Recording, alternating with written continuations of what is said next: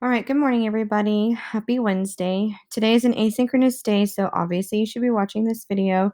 We will resume our Zoom meetings again tomorrow. So today we're moving on into Act 2 for Macbeth.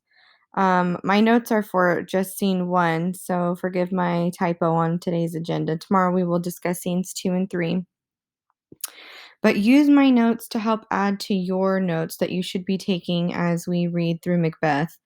On here, there are some information about different connections to different characters, some of their personality traits, motivations, etc. But I would like for you to concentrate on that in your notes with your own descriptions, and then continue making side notes about connections that you can potentially use for our upcoming research paper. Yesterday, you should have completed your scavenger hunt assignment based off of the research paper. So let's get into my notes for Act 2. Act 2, at the beginning, we are introduced to Banquo's son, and Banquo and Macbeth have a brief encounter. So this is in a courtyard within Macbeth's castle at Inverness, and this is prior to his action of murdering King Duncan.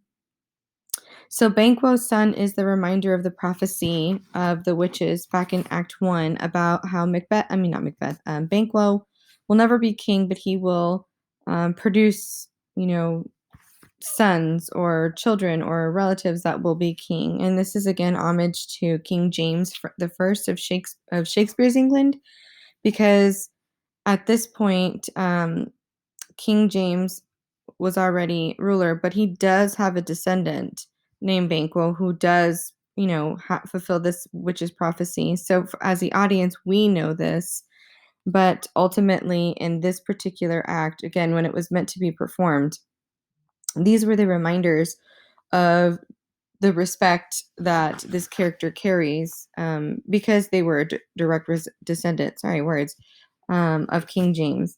So you have some notes here just about some connections and looking at the example of morality within Banquo's character. So if you are choosing Banquo as your character, these would be really great places for you to mark in terms of text evidence. Then Macbeth's soliloquy at the end of scene 1, he begins hallucinating this dagger.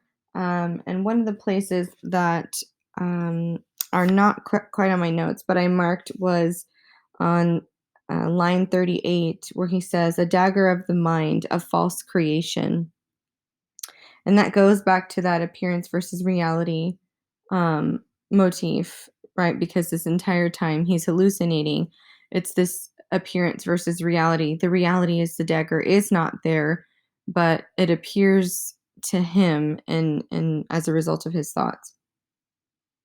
Ultimately, he hears this bell ringing, and he is praying to the darkness, very much like Lady Macbeth does back in Act 1, for the darkness to take over his thoughts, so that way he has the courage to be able to carry out this regicide of murdering the king. So your reading response for today is to explain how Macbeth's soliloquy reveals his state of mind before he commits regicide, which is obviously to murder a king. So use specific examples from his soliloquy that justify his state of mind. I don't need long pieces. I don't need, too many examples, but I do want you to at least be able to show me within the actual Shakespearean text what examples can you find that really truly reveal his state of mind right before he's about to commit this murder. All right, guys, we'll talk a little bit more about scenes 2 and 3 tomorrow. So if you can get ahead in the reading today, that would benefit you, and start focusing on your notes. And then we will see you guys tomorrow. All right, take care. Have a great day, everybody.